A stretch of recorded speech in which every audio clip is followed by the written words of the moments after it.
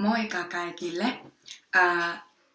Yksi viikko sitten me olemme pikkujouluan Niemikampas. Nyt me olemme raportin pikkujoulu.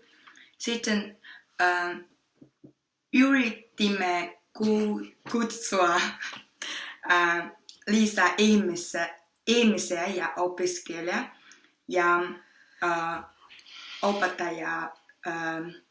opettajan tulevat liity koulu pikkujoulussa ensimmäisessä kerroksessa aulassa.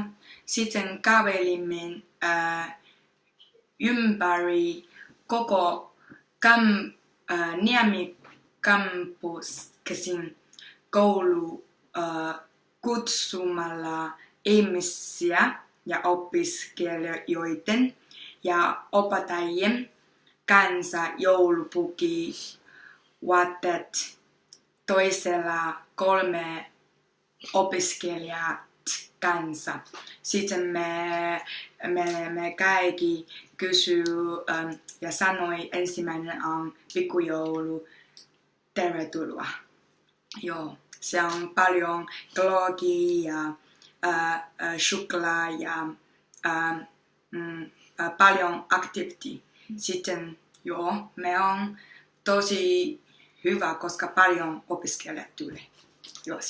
Joo, ja minun lempiosuus oli pöytä keksin kanssa ja me piirimme niitä ja se oli hauska. Ja keksit ovat kauniit ja minulla oli 3 keksiä ja se oli tosi hyvä idea. Ja meidän ryhmä järjestimme musiikkia ja se oli joululajat. Me luimme soitolista ja aloimme se tietokoneella. Tykkään, että se oli hyvä ja kaikki on iloinen ja minä myös pidin tätä. Joo.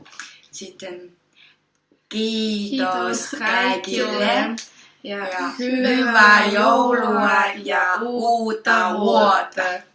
Kiitos, hei hei!